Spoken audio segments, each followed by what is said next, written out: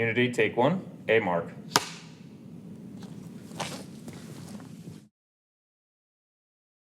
I spent from being born to 14 in Princeton, and it was very magical. My siblings and I would play Harry Potter at the university, and we would have sticks, twigs that we would find, and wear our black robes that I think we got at like the Halloween shop.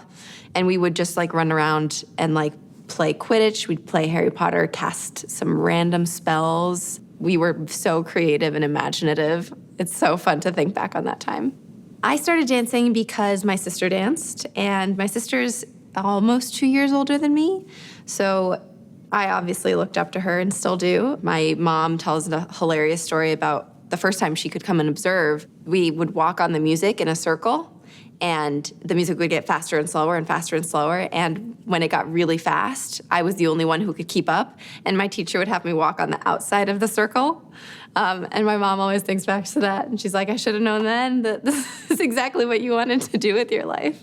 I got promoted in the fall of 2021, and it was after a performance of Western Symphony that I performed in with Roman Mejia, who also got promoted. And I had to take like some paces around the backstage, like just like shaking myself off. It was such a lifelong dream, and I even like get choked up now thinking about it. It's like the wildest dream that I've ever had, and to see it come true, especially after a show that had gone well and a part that I really love dancing. It's a very special moment that I don't think I'll ever forget.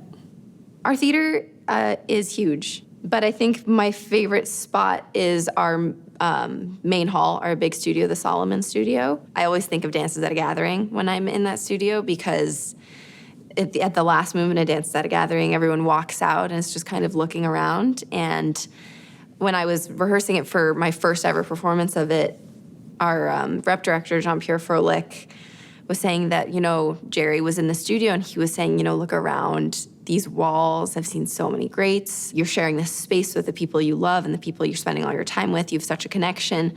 So there's some times where I just kind of like sit in that studio before class, and I just feel extremely lucky to be there and try to like soak in every ounce of good juju I can from that room, because it's full of it.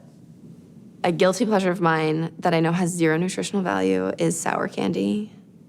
I love it, especially when I'm working really hard, when we're in the middle of a hard season and I have a lot of shows. My fiance always laughs at me because he's like, I know you're working really hard when the sour candy makes its way back into the apartment and there are gummy worms or gummy bears or nerds or something in the apartment. I'm like, oh, Unity's working really hard. She's craving the sour candy again.